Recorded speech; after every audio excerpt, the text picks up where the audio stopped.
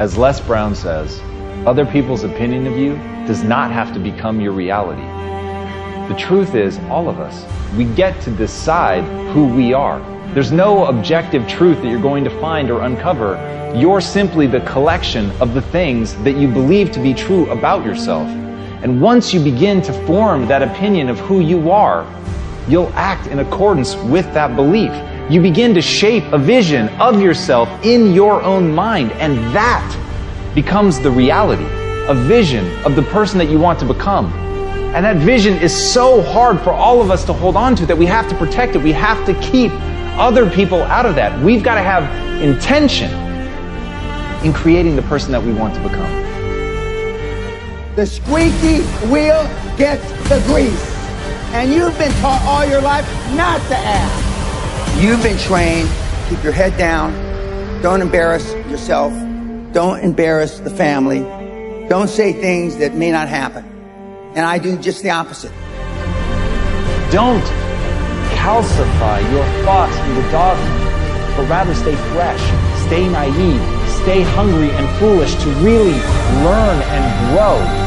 If you fall prey to that, your past will always be bigger than your future. And there is one mandate that I make of myself and anyone else that wants to be around me. Your future must always be bigger than your past.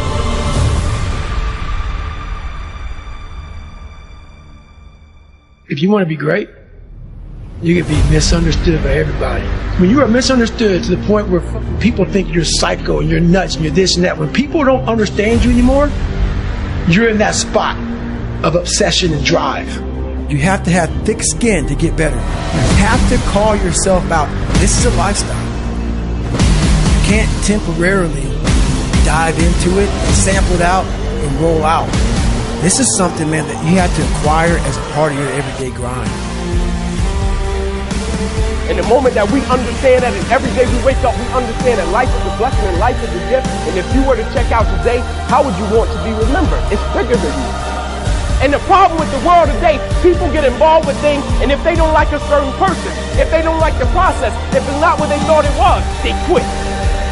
And what they don't understand about quitting becomes a habit. It's about, can you take pride in what you do as an individual, and every night when you look in the mirror, knowing that you gave everything you had to it. That is why I tell you the process is more important than the product. Impose your will on it. Life is just doing what life does. It's not a demonic attack. It's not spiritual warfare. Life is just doing what life does. It gives and it takes. It makes you laugh. It makes you cry. It has moments of victory. It has moments of defeat. Because it gives us a realistic view of people who were good and bad, who were strong and weak, who were right and wrong, who were victorious and victimized. It helps us to assess our own life, that your life is not going to be a straight line.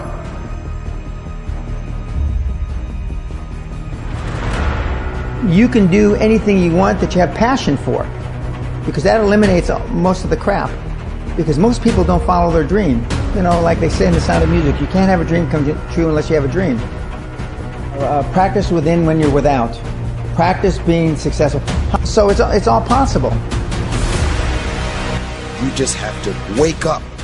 You just have to break that negative spirit. You have to break through. I don't feel sorry for you. You feel sorry for yourself. That's the problem.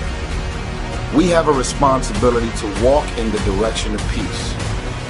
I want to laugh. I want to smile. I want to enjoy myself. You decided that this is what you wanted to do with your day.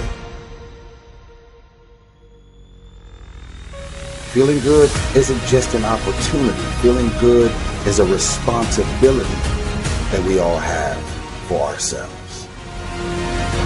When you understand what those needs are and which ones you're focusing on, you start to understand why people do the crazy things they do, including you and I. We want to understand what's really going on so we can help, so we can make a difference.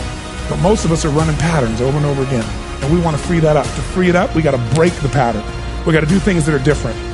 So we're going to do something different. I believe that if you really want to be effective, you got to tell the truth. See it as it is, but not worse than it is. You've got the power in you to do that. You've got something special. You've got comeback power. Here's the other thing. Let us say together, it's possible. It's necessary. It's me. Nobody can live your dream for you but you. Stop coming up with excuses. Don't give yourself permission to continue to live a small life. You can't fit a big dream into a small life. Give yourself permission to go for it, to test yourself, to challenge yourself, to live full. I like the saying, always strive to get on top in life because it's the bottom that's overcrowded. You don't belong at the bottom, and it's time for you to get your butt from down there. Listen to me, unless you number one in your industry, you shouldn't be chilling. And if you number one in your industry, you got enough common sense to know you better not be chilling. Every single day of my life, I feel like giving 100%. Every single day, I don't know, but I don't have days where I don't feel like it. Why? Because I'm counting on me.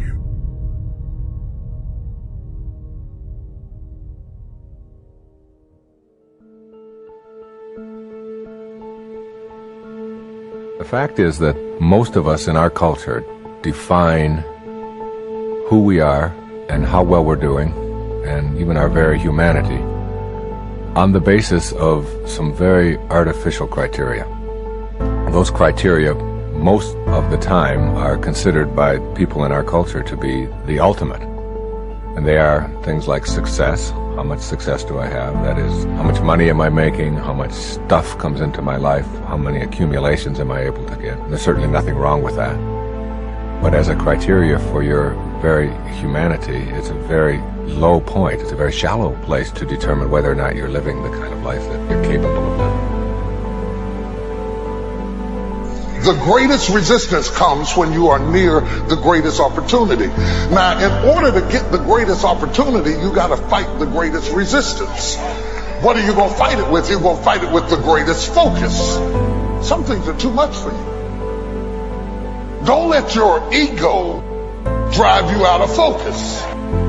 Sometimes ego won't let you let things go, won't let people go. There are some people that you're just not helping them. You said everything, you did everything, it didn't work. You're fooling yourself, you can't do nothing else. You gave everything you had, you did everything you said, that's it. That person's love costs too much. You can't afford it. You don't have it. You can't do it. You gotta focus. I am fire when I am focused. I am fire when I am focused.